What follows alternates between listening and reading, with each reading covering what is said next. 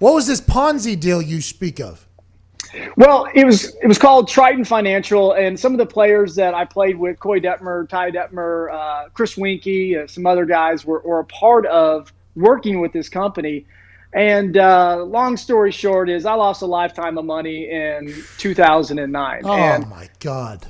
you try to do things the right way. You have people that are way smarter, as you said, than you and I that look into the fundamentals of a company, looking to go not go out and buy Lamborghinis and Ferraris and those things, and say, okay, we're going to plan for the future. Not a huge return, it's more cash flow down the line, blah blah blah. And it was all legitimate company at one time. They turned fraudulent, and one mistake, he wipes out millions for other people. Scumbag that's in jail right now for 17 years without the possibility of parole. I'd like to slap him in the mouth, Dave. Yeah, I'd like to kick him square in the balls. How do you learn? How do they? Now, listen, we're laughing about it now because obviously you've rebounded and made enough money for yourself. You have to. Otherwise, it'll kill you, brother. Yeah, well, literally, that first day you find out about it, did somebody else like, hey, are you having any suspicions about your money? Or was it like a feds that came in and told you like, hey, your money is being disappeared right now and you don't even know what's happening?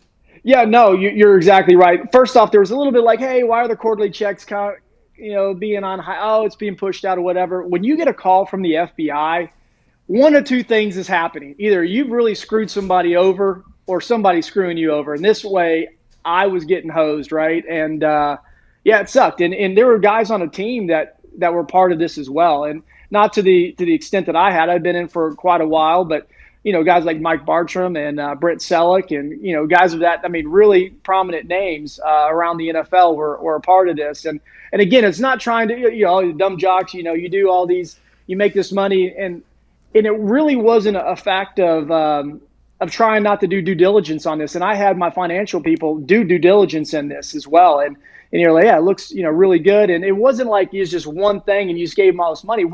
We actually had sports facilities that were down in the Austin area, and guys would go and train there. They owned them. I mean, it wasn't like this was just this fictitious thing, but something happened along the lines. They robbed Peter to pay Paul, and then things just went to hell in a handbasket. How much? You don't have to say how much money you had, but overall, how much money did these people steal from everybody? Did you ever get an estimate? It was over $70 million. Oh. I do know this. I helped sponsor a PGA event. I didn't even get tickets to it, though.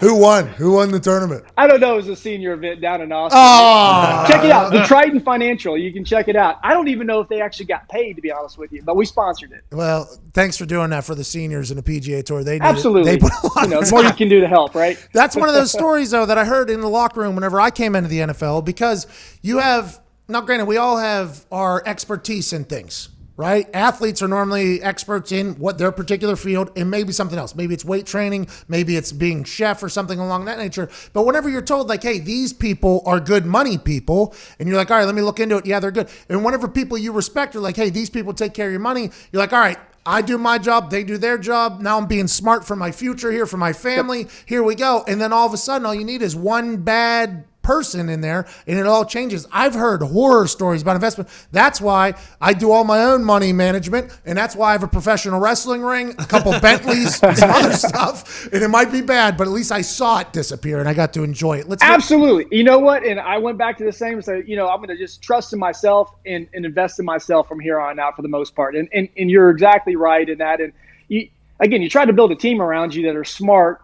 And, it's not like I was having Joe Blow down the street. I mean, the guys with credentials here, and yeah. Unfortunately, if somebody wants to steal from me, this was an exact quote from the FBI, no matter who it is and what they're doing, they can steal from you. So that's it in a nutshell. Thanks for bringing me down today, Pat. Really appreciate that. Also got caught up in a $70 million Ponzi scheme pretty deep into his career. Mm-hmm. Insanity. That's why I told him I chose to not use a financial advisor. I would advise my own dollars. And if those dollars are advised to buy a round of shots for everybody in this bar, they better go do it and let's enjoy it. And that's why I also have a wrestling ring, a couple cars, and this building, to be honest. Still using all the stuff, though, by the way. No, there's a lot of things down that barn of bad decisions that have not been looked at. What can be used? That aquatic vehicle could be used at any given time. If there's one flood. Still doesn't float. It was a little bit of a hustle, but that's why I didn't get in the financial advisor game. Now, granted, I'm sure there's nice financial advisors out there who do well by their clients, but boy, there's been more than enough stories from friends of mine that I've heard where they're just a bunch of crooks who take your money and wipe their ass with it. And that's what I'm about. No. I mean, he said he lost a lifetime's worth of money. And it'd be one thing if you were like a teacher or something like that, but when you've played in the NFL and you've made millions and millions of dollars, I can't even fathom how you could stomach that. Well, he had to keep going. Yeah, I know. He had to go play elsewhere, right? He had to make 3 Pro Bowls after that. But there's more of those stories than are being told because people are embarrassed to say it happened to him. Mm-hmm. Even if it isn't all of their money, there's guys that lose $5, $6, $7 million who can't be losing $5, $6, $7 million. But then you see them doing jobs that you don't expect them to do, and then people make fun of them like, oh, this guy wasn't good with his money. Look, he must have spent all his money on booze and drugs and blah, blah, blah. It's like, well, actually he did the right thing and think what he thought was the right thing, hiring somebody who's supposed to be good with money, and that person decided to take his money and just flush it down the toilet, both in America and in Australia where it goes the opposite direction. Mm-hmm.